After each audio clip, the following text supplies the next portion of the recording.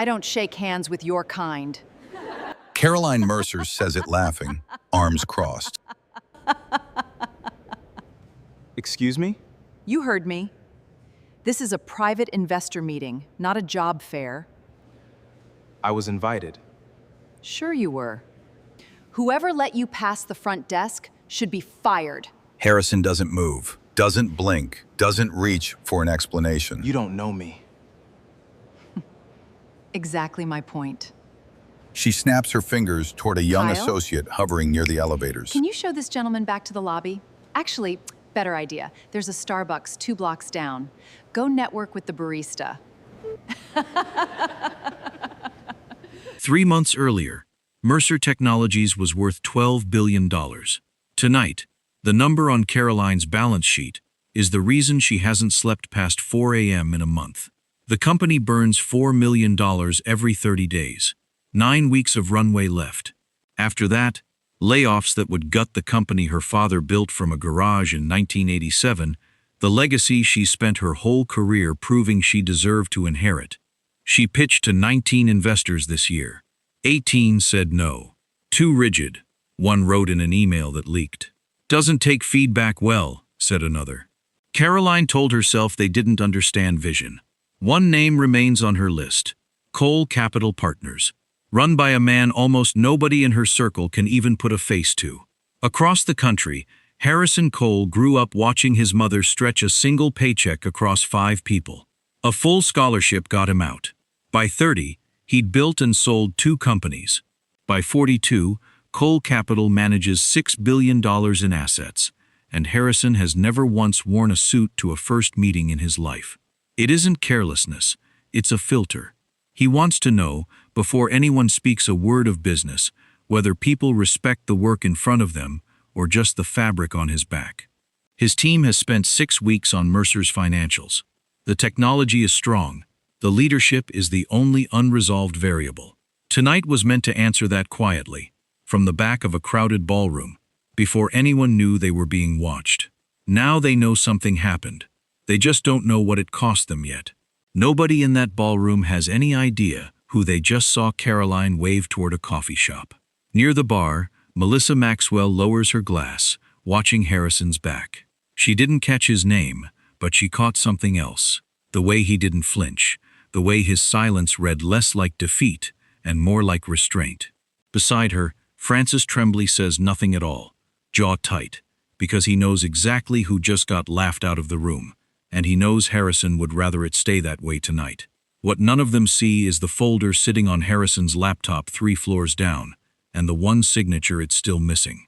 Harrison checks his watch once, unhurried, and walks toward the elevator. His driver is already waiting downstairs. Door open before he reaches the curb. How'd it go, Mr. Cole? About how I expected. Caroline doesn't think about him again that evening. She closes the room feeling like she's handled herself exactly right. Decisive, untouchable, every inch her father's daughter. She has no idea her board is already awake without her. At 11:40 p.m., a call comes into Jack Beatty's phone from Cole Capital's investor relations desk. He sits down slowly on the edge of his hotel bed, listening, and by the time it ends, he's already forwarding documents to his own inbox, with hands that aren't quite steady. He types a text to Caroline, deletes it, types it again. He doesn't send it. It can wait until morning, he tells himself, though some part of him already knows it can't. Caroline goes home, pours a glass of wine she won't finish, and falls asleep still in her dress. She sleeps well that night. She has no idea that the next morning she would be waiting outside his office. Harrison Cole gets home a little after 11. The penthouse is quiet, warm light spilling from the kitchen. Derry is at the counter in a robe, reading something on her tablet. 2 mugs of tea already made. One for her, one waiting for him. You're later than you said. She doesn't look up. Traffic. He sets his keys down. And a woman decided I didn't belong in a room I was invited to. Derry glances up now. Which room? Chicago.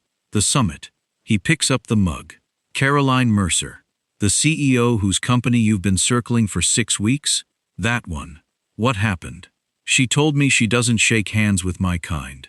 Had security walk me halfway to the door before I told them I could find it myself. Derry sets her tablet down slowly. Harrison, I'm fine. He says it the way he says most things. Flat, certain, no performance in it. I've had worse said to me in better suits. That's not the point, and you know it. I know. He sits across from her. I'm not upset, Derry. I'm informed. That's different. This is the thing almost nobody who works for Harrison Cole understands until they've watched him do it a dozen times. He doesn't get angry. He gets thorough. Insults don't wound him so much as they update a file. 20 years ago, a professor at Wharton told him he'd gotten lucky on an exam that put him top of his class. Harrison didn't argue. He simply made sure, 3 years later, that the professor's own investment fund came asking Cole Capital for a line of credit. And Harrison approved it personally, at fair terms, without ever mentioning the exam. That's the whole of him in one story. He doesn't need the world to see him get even. He needs the world to eventually see him clearly, on his own timeline, at a moment of his choosing. Derry has known him 17 years. She met him when Cole Capital was 4 people, in a shared office space above a dry cleaner's, when Harrison still drove himself everywhere, because he didn't trust anyone else with his calendar. She watched him build something enormous while staying. Deliberately, almost invisible. No magazine covers, no talk show appearances. 3 interview requests a month, on average. And Harrison declines all but 1 or 2 a year. And only when the subject is something other than himself. You could have told her, Derry says.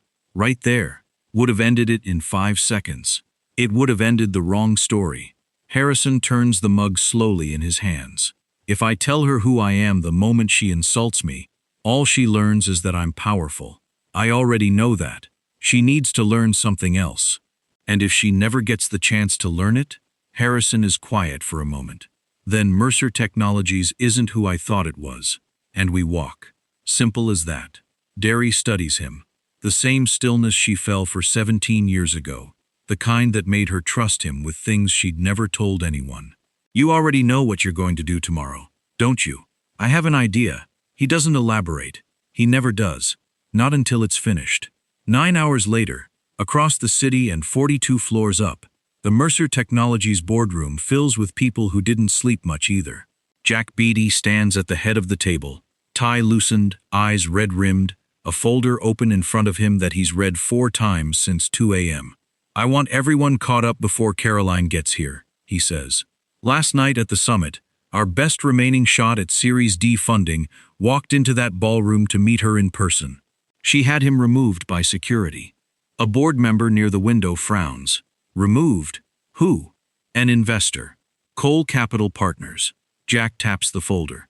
The name on the confirmation email is Harrison Cole. Silence for half a second. Then a woman 2 seats down. Renata Okafor, the newest board member, who spent a decade in private equity in New York before joining Mercer, sets her coffee down very carefully. Harrison Cole, she repeats.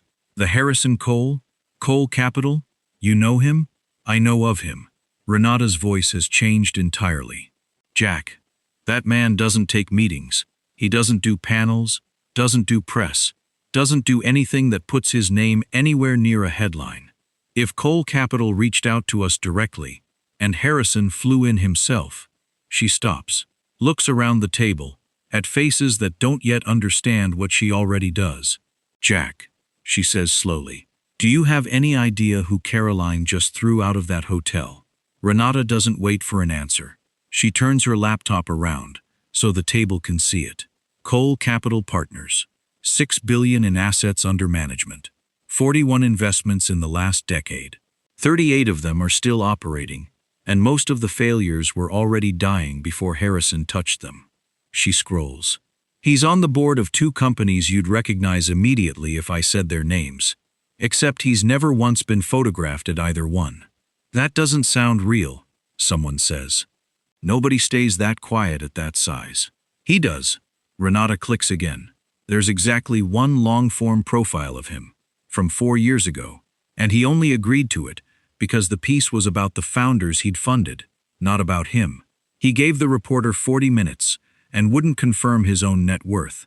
Jack sits down heavily, and he flew to Chicago himself. For a meeting he could have sent any one of a dozen partners to. Renata closes the laptop. Jack, men like Harrison Cole don't do that, unless they've already decided the deal matters to them personally. The door opens. Caroline walks in 15 minutes late, sunglasses pushed up into her hair, a coffee in each hand, like she's already decided this is a normal Tuesday. Sorry, traffic was. She stops, reads the room. Nobody's face is doing what it should be doing at 9 a.m. after a successful summit. What? Sit down, Caroline, Jack says. She sits, slowly. Somebody tell me what happened. The investor from last night. Jack slides the confirmation email across the table. The one you had removed. Do you remember his name? Caroline's jaw tightens, defensive before she's even heard the rest. Some man crashed a private meeting. Security handled it appropriately. His name, Jack says again, quieter this time, was Harrison Cole. Caroline blinks. I don't know who that is. Neither did I. 12 hours ago. Jack nods at Renata. Tell her. Renata turns the laptop back around, slides it toward Caroline. Cole Capital Partners. $6 billion under management.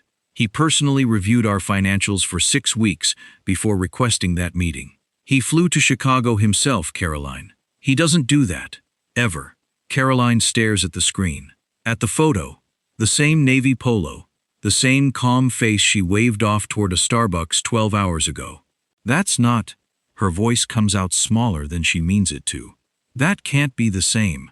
It's the same man. Renata's tone isn't cruel. It's worse than cruel. It's clinical. You told him you don't shake hands with his kind. In front of 40 people. Someone was filming.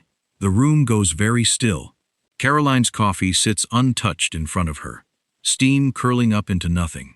We have 9 weeks of runway, Jack says. 19 firms said no to us this year. Cole Capital was the only name left on that list, and he flew in personally to close it. Do you understand what you did last night? Caroline doesn't answer right away. Her mind is already running the tape back. The polo shirt, the khakis, the outstretched hand she'd looked at like it belonged to someone smaller than her. Someone she didn't need to take seriously. She'd made the decision in under 2 seconds. That's what frightens her now. How easy it had been. I thought he was. She stops herself. There's no end to that sentence that doesn't make it worse. You thought he didn't belong, Renata says simply. That's the whole problem, isn't it? Caroline's hands are shaking now, and not from the coffee. 9 weeks, 3,000 employees. Her father's name still on the building, on the letterhead, on the plaque in the lobby he used to walk past every morning, like the company would simply always be there, because he'd willed it into existing once, and that was supposed to be enough forever. It isn't going to be enough. Not anymore. Not after last night. Has anyone tried to reach him? She asks. His office won't take our calls, Jack says. Won't confirm he's even reachable. His assistant said, and I'm quoting, Mr. Cole is aware of the situation. Aware of the situation. Not angry, not vindictive, just aware, which is somehow so much worse than either, because it means he isn't reacting to what happened. He's simply recording it, filing it away, and waiting to see what she does next. Caroline sets her sunglasses down on the table. Her hands have stopped shaking. Something colder and more useful has taken its place. The same instinct that's gotten her through every crisis since she took this company over. The one that doesn't ask how did this happen, and instead asks what do I do now. She looks up at Jack. Get me a meeting with Harrison Cole. The email goes out at 9:47 a.m. Mr. Cole, I want to sincerely apologize for my behavior at the summit. It does not reflect who I strive to be as a leader. I would be honored to meet at your earliest convenience. Caroline Mercer. No reply by noon. Caroline tries again at 2, this time through Jack, who has a contact at a firm that's worked with Cole Capital before. The contact makes a call. The contact calls back 20 minutes later. He got the message, the contact says. That's all I can tell you. That's not a yes. It's not a no either. With Harrison, that's usually the best you get on day 1. By 4, Caroline has read every public word Harrison Cole has ever said. There isn't much. A single long-form profile from 4 years ago. A short clip of him speaking at a scholarship fund dinner. The only footage of him giving a speech that exists online. Money finds people who already deserve it, he says in the clip. Unhurried, no notes in front of him. What it doesn't do is teach people who don't. That has to happen first. She closes the laptop. Something about the sentence sits in her chest like a stone. That evening, she tries calling his office directly. A woman answers, polite, unbothered, clearly used to this exact kind of call. Cole Capital Partners. This is Caroline Mercer, CEO of Mercer Technologies. I'd like to speak with Mr. Cole. Mr. Cole isn't taking calls today. It's urgent. I understand. I'll pass along the message. A pause. Not unkind, just final. Is there anything else? There isn't. Caroline hangs up and sits in her office long after the building has emptied out, watching the lights of the city come on one building at a time, and for the first time in years, she doesn't feel like the most important person in any of them. The next morning, she tries something different. No email. No assistant. She has her driver take her directly to Cole Capital's building in Manhattan. 600 miles. A red-eye flight. And a wrinkled suit she didn't have time to press. The lobby is marble and glass. Quiet in a way that money buys when it doesn't need to announce itself. Caroline approaches the front desk. I need to see Harrison Cole. The receptionist, calm, professional. Do you have an appointment? No, but he knows who I am. I'm sorry, Ms. Mercer. Mr. Cole only meets by appointment. I'll wait. She sits in a chair by the window. 9 o'clock becomes 10. 10 becomes noon. Employees pass through, some glancing twice, recognizing her face from the clip already shared thousands of times online. A source describing the summit incident without naming names, though everyone in finance already knows exactly who it means. At 1:30, Frances Tremblay steps out of the elevator, sees her, and stops. Miss Mercer, Mr. Tremblay. She stands too fast, feels the blood rush from 4 hours in a chair. I need 5 minutes with him. Frances studies her for a moment, not unkindly, but carefully, the way a man studies someone he's watching for signs of whether the lesson is landing or just the fear of consequences. He knows you're here, Frances says. He's known since 9:15. Then why won't he? Because you showed up unannounced expecting him to drop everything. Frances says it plainly. No cruelty in it. The same instinct that got you here is part of what put you here in the first place. Caroline has no answer for that. She sits back down. At 3 o'clock, Frances returns. 15 minutes. Conference room B, 4th floor. That's all he's offering. That's enough. It might not be. Frances holds the elevator door. He's not interested in an apology, Ms. Mercer. He's heard plenty of those in his life. He's interested in whether you understand what you're apologizing for. The elevator ride takes 4 minutes that feel like 40. Caroline rehearses 3 different openings and discards all 3 before the doors open. Conference room B has no windows. Harrison is already seated, gray button-down, unhurried, a folder closed in front of him that she recognizes, vaguely, sickly, as the same folder Jack described, the one that's supposed to hold Mercer Technologies' future. He doesn't stand when she enters. Ms. Mercer. His voice is calm, measured, not cold, exactly, just entirely without the urgency she's been carrying for 2 days straight. Sit down. Caroline sits. Her hands find each other in her lap, the way they used to when she was a girl, called into her father's office for a mistake she hadn't yet learned how to name. Mr. Cole, before you start, Harrison says, I want to be clear about something. I'm not here because you flew across the country. I'm not here because you waited in a lobby for 6 hours. Those are impressive, but they're not the same thing as understanding. Caroline's throat tightens. I know. Do you? It isn't quite a question. The silence stretches. Caroline looks at him. Really looks, for the first time, past the calm, past the navy polo shirt she'd dismissed 2 nights ago without a second glance, and sees something she hadn't expected to find in this room. Not anger, not triumph, Just a man waiting to find out if she's capable of the one thing money has never taught her. I'd like 15 minutes to explain, she says quietly. If you'll let me. Harrison studies her for a long moment. Then he leans back, and for the first time since she walked in, something in his posture eases. Not warmth exactly, but the door opening a fraction of an inch. You have 15 minutes, he says. Use them well. Caroline doesn't start with an apology. She starts with the truth, because she's beginning to understand that's the only currency this man actually accepts. My father built Mercer from a garage, she says. I took it over 4 years ago, and I've spent every day since, terrified of being the one who loses it. I stopped seeing people a long time ago, Mr. Cole. I only started seeing risk, threats, people who might take something from me. She pauses.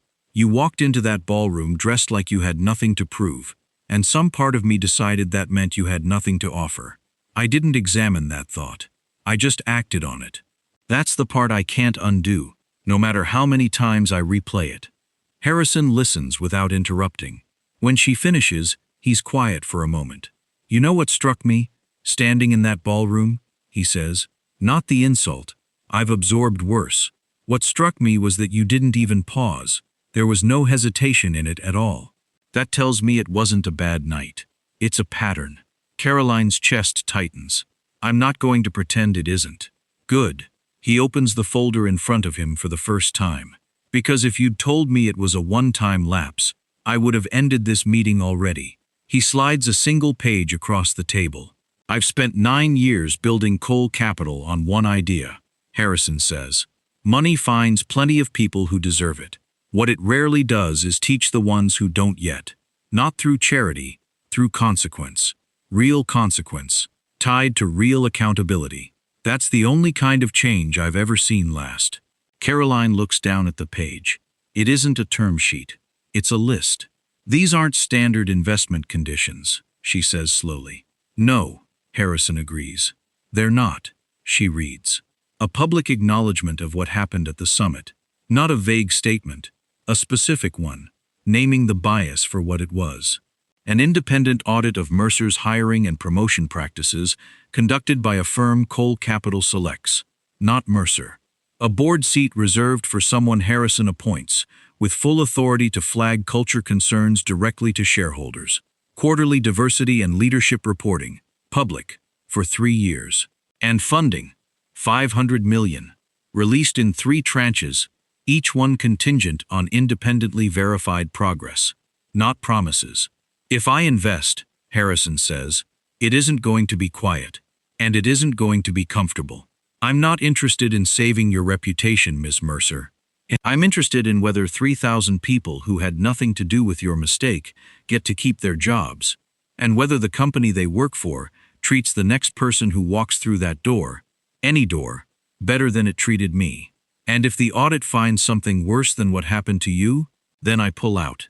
Immediately, and I make the reason public. He says it without heat, the way he says everything. That's not a threat. That's the deal. I don't invest in appearances. I invest in whether the appearance can survive scrutiny. Caroline sits with that for a long moment. Every instinct she's built over 4 years as CEO tells her to negotiate, to soften the terms, to find the version of this that costs her less.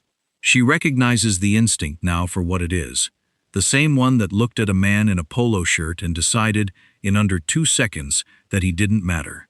I'll take it to the board, she says. All of it. No edits. You should read it more carefully before you say that. I don't need to. Caroline meets his eyes. If I try to talk you down on a single line of this, I'm proving your point instead of disproving it. Something shifts in Harrison's expression. Not warmth exactly, but the first flicker of something that might become respect, if she earns the rest of it. 15 minutes, he says, glancing at his watch. You used 12. Was that a test? Everything's a test, Ms. Mercer. The only difference is whether you know you're taking one. He closes the folder and slides it toward her. Take this to your board. If they vote yes, we talk terms properly. If they vote no, they won't vote no. Caroline stands, the folder in her hand feeling heavier than $500 million has any right to feel. 9 weeks of runway doesn't leave room for pride. Let's hope it's not just the runway that changes their minds. She doesn't have an answer for that. She leaves Coal Capital's offices at 3:47 p.m. and is on a plane back to Chicago by 6, the folder in her lap the entire flight, rereading every condition like it might rearrange itself into something easier if she stared long enough. It doesn't. By the time she lands, Jack has already scheduled an emergency board session for the next morning. 9 board members, 1 vote, $500 million, and whether Mercer Technologies becomes something worth saving. The vote is set for 9 a.m. The boardroom is full by 8:52. 9 seats, 9 folders, 9 faces that haven't slept properly in 3 days. Jack calls the session to order. You've all read the terms. I won't repeat them. I'll just say this. 19 firms said no to us this year. This is the 20th offer, and it's the only one that exists. Renata is the first to speak. I want to say something before we vote. She looks around the table. These conditions aren't punishment. I know some of you are reading them that way. An outside board seat, public reporting, an audit we don't control. It feels like losing ground. But look at what we're actually being asked to build. A company where what happened to Harrison Cole doesn't happen to the next person who walks through our doors. I don't see how that's a cost. I see how it's the bar we should have set for ourselves years ago. A board member near the end of the table clears his throat. And if we vote no, then we manage the wind down, Jack says flatly. 9 weeks becomes 6 once severance kicks in. That's the alternative on the table. There isn't a third option. Caroline says nothing. She said everything she needed to say already in the email she sent each of them at midnight. The full account, unedited, no softened language, ending with a single line. This is what I did, and this is what it will take to be a company I'm no longer ashamed to lead. The vote is called. Hands go up one at a time. Renata's first, then 2 more, then 4, then, slowly, the rest. Even the member who asked about the alternative, hand raised last, jaw tight, but raised. 9 for 9. Jack exhales like he's been holding his breath for 3 days, because he has. It's unanimous. I'll call Coal Capital this morning. By noon, the term sheet is signed. Harrison doesn't attend the signing. He sends Francis in his place, along with a single note for Caroline, delivered in a plain envelope. The money was never the hard part. Neither was the apology. What comes next is HC. She keeps the note in her desk drawer. She doesn't need to reread it. She already knows exactly what it means.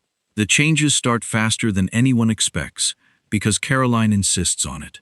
Within 2 weeks, the independent audit team is on site, interviewing employees in closed rooms with the explicit promise that nothing said inside leaves those walls unless the person wants it to. Some employees are skeptical. A few refuse to participate at first. Certain it's theater, certain nothing will actually change once the cameras, metaphorical and otherwise, move on to the next story. Renata takes the newly created board seat's counterpart role internally, chairing the culture task force herself, meeting with department heads twice a week, tracking every promotion decision against the demographic data the audit surfaces. The numbers, when they first come in, aren't flattering. Caroline reads them in her office alone, door closed, and doesn't leave for 2 hours. She doesn't hide the numbers. That's the difference this time.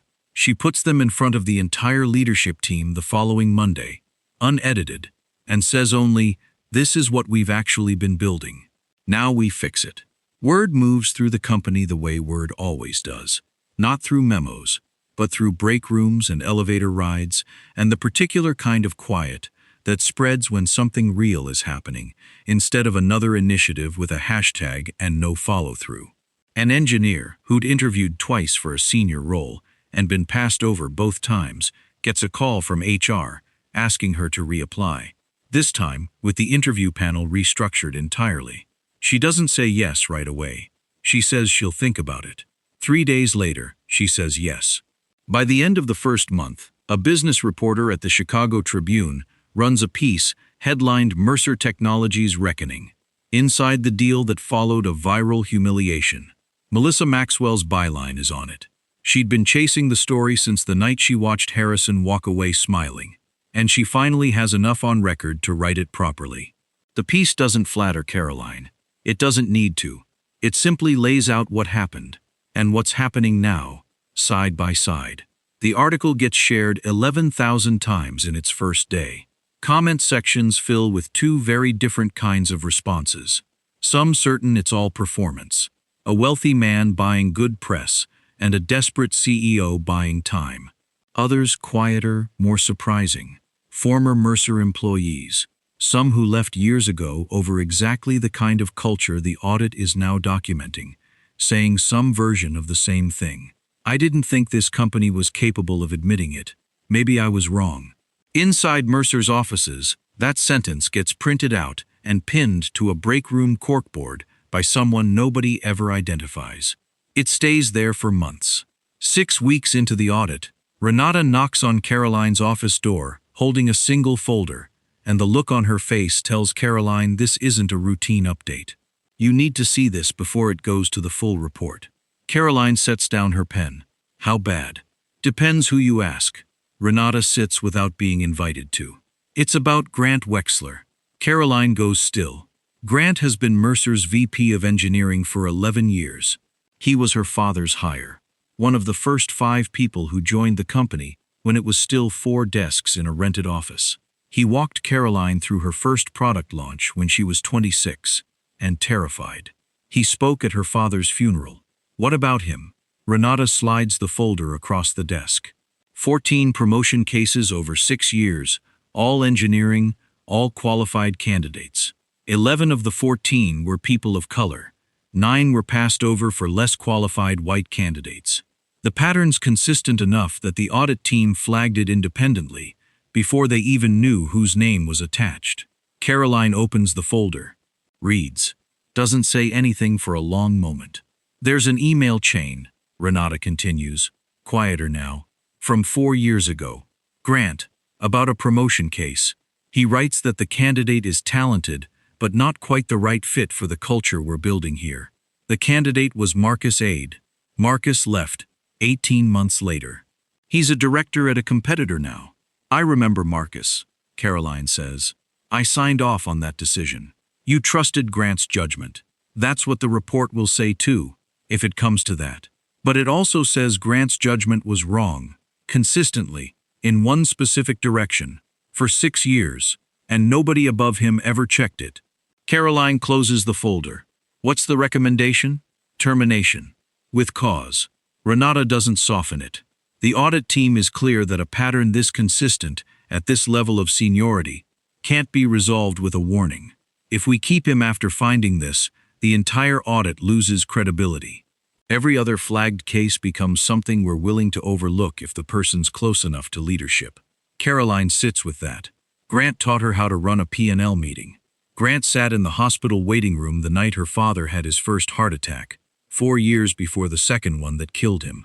Grant is not a villain in the version of this company that exists in Caroline's memory. I need to talk to him first, she says, before anything gets decided. That's your right. But Caroline, Renata leans forward. Harrison's team will see this report. Everyone will. If you protect Grant because of what he means to you personally, that's exactly the instinct you told your board you were done acting on. I know what I told my board. Then you know what this has to be. Caroline calls Grant into her office that afternoon. He arrives already knowing. Somehow, word travels inside audits faster than anyone plans for. Sitting down heavily across from her, 61 years old, gray at the temples, the same tie he's worn to every important meeting since she was in college. Caroline. His voice is careful. I've been with this company 22 years. I know. Your father trusted me with things he didn't trust anyone else with. I know that too. Caroline slides the folder across the desk, the same way Renata slid it to her. Read it, Grant, then tell me I'm wrong about what it says. He reads slowly. His hands, she notices, aren't quite steady by the time he reaches the 3rd page. I never thought of it as, he stops, starts again. I thought I was protecting the culture we'd built, the team dynamic. Whose culture, Grant? Whose dynamic? He doesn't answer. He doesn't have an answer, Or if he does, it isn't one either of them wants spoken aloud in this room. I built half the systems this company runs on, he says finally, and it isn't quite a defense. More like a man trying to locate solid ground that's already gone. You did, Caroline says. And for 6 years, you also decided who got to keep building alongside you. And the pattern in that folder isn't an accident. And it isn't a one-time lapse. Those are the exact words I used about myself 4 months ago, sitting across from a man who had every reason to walk away from this company forever. Grant looks up at her. Something in his face changes. Not defiance exactly, more like the particular grief of a man realizing the story he's told himself about his own decency doesn't survive contact with the evidence. What happens now? Termination, with cause, effective today. Caroline's voice doesn't shake, though something underneath it does. I'm not going to pretend that's easy for me. It isn't. But I told my board I wasn't going to protect people because of what they mean to me personally. I meant it, Grant. Even for you. He leaves without arguing further. There's nothing left to argue. Caroline sits alone in her office afterward for a long time. The folder's still open on her desk, and doesn't call anyone. Doesn't explain herself to anyone. Just sits with the weight of it the way she's learned. Slowly. That weight like this is supposed to be sat with rather than managed away. Word of Grant's departure moves through the company within a day, and this time nobody prints the story quietly on a corkboard. This time people talk about it openly, in break rooms, in Slack channels, in the kind of conversations that only happen when employees start to believe consequences apply evenly. Even at the top, even to the people who've been there the longest. Marcus Ade, the director now working at a competitor, gets a call from Renata 2 weeks later. Not a job offer, an apology. Specific, unhedged, and an invitation to consider what a rebuilt Mercer might look like, whenever he's ready to hear it. He doesn't say yes right away, but he doesn't say no either. 1 year later, the Global Innovation Investment Summit returns to the same Chicago ballroom. Same chandeliers, same marble floors catching the morning light. But almost nothing else is the same.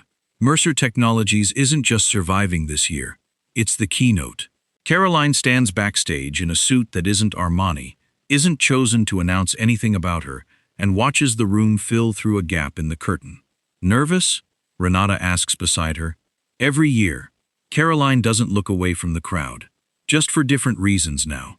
The audit results from the third quarter are already public, required under the terms Harrison set 14 months ago, and Caroline stopped needing the requirement to motivate her somewhere around month 6. Leadership roles held by women and people of color, up 31%. Promotion disparity, once 18 points wide, narrowed to 4. Employee retention at its highest level in company history. None of it happened because a term sheet demanded it. It happened because enough people inside Mercer decided, one decision at a time, that the terms were how the company should have been run all along. Douglas Cruz, still running conference logistics a year later, catches Caroline's eye near the stage entrance and gives her a small nod. The kind of nod that carries an apology he's never quite found the words for the silence he kept in this same room a year ago. Caroline nods back. She doesn't need the apology spoken. She understands it better than most people would. Melissa Maxwell is in the audience today with a press badge and a different kind of attention than she carried a year ago, not chasing a scandal anymore, but covering what happens after one, which turns out to be a much harder story to tell well. She spent 3 months following Mercer's transformation for a longer piece, and this morning she isn't taking notes. She's just watching, the way she watched a year ago, when watching was the only thing anyone in that room was brave enough to do. Harrison Cole arrives at 9:03, 7 minutes into the reception, exactly as unhurried as he was the last time he walked into this room. Navy polo, no entourage beyond Francis, a few steps behind, out of habit, more than necessity now.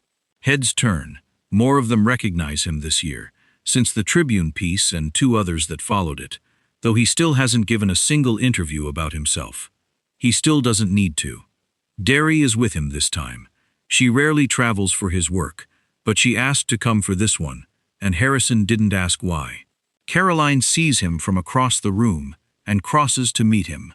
Not summoned, not performing for the cameras that have started to notice, just walking toward a conversation she's been rehearsing, in one form or another, for 14 months. "Mr. Cole," she stops in front of him. "Thank you for coming." "Ms. Mercer?" A pause, and something almost like warmth in it now, earned rather than assumed. "The reports have been thorough. I've read every one. I know. You always ask questions about the ones that made us look worse than the headlines did. Those are the ones that matter." Around them, the room hasn't stopped. Conversations continue. Waiters move through with trays. A string quartet plays something quiet near the windows. But a few things are stopping again, the way they stopped a year ago, for entirely different reasons this time. Melissa lowers her phone. Douglas pauses near the stage entrance. Francis, a step behind Harrison, watches the way he watched before. Not with dread this time, but with something closer to satisfaction. Caroline extends her hand. It isn't a performance. There's no stopwatch this time. No crowd she's trying to impress. No image she's managing. It's simply the thing she failed to do a year ago in this exact spot. Offered now the way it should have been offered then. Without hesitation, without calculation, without a single thought about what the man in front of her looks like. Harrison looks at her hand for a moment. Not the way she looked at his, a year ago. He looks at it the way a man looks at something he's been patient enough to wait for. He takes it. The handshake is firm, unhurried. Nothing dramatic in it at all. No swell of music, no gasp from the crowd, because most of the room doesn't even know what they're witnessing. Only a handful of people understand exactly what just closed, quietly, in the middle of a conversation that looks, to anyone else, like nothing more than two business leaders greeting each other before a keynote. "For what it's worth," Caroline says, still holding his hand a beat longer than a normal handshake requires, "I don't think I ever properly said this. Thank you for not walking away. I almost did." Harrison releases her hand, unhurried as ever. Twice, actually. Once in that ballroom. Once in the lobby of my own building, watching you wait 6 hours for 15 minutes. "What changed your mind? You didn't ask me to forget what you did." He says it simply. No weight of a speech behind it. Just a fact, laid down plainly the way he lays everything down. You asked for the chance to prove it wasn't the whole story. Those are different requests. Most people only know how to make the first one. Caroline doesn't have a response for that. She doesn't need one. Harrison checks his watch. The same small habit from a year ago. Except this time there's nowhere urgent he needs to be. "You're on in 10 minutes. "I know." She smiles. And for the first time in over a year, it isn't rehearsed. "Thank you for being here to see it." He nods once, and steps back to let her go. Derry's hand finding his as they move toward their seats. Behind them, the ballroom fills the way it did a year ago. Chandeliers, marble, 1,000 quiet conversations that will never know exactly what they just watched. But this time, nobody walks away smiling at someone else's expense. This time, the handshake holds.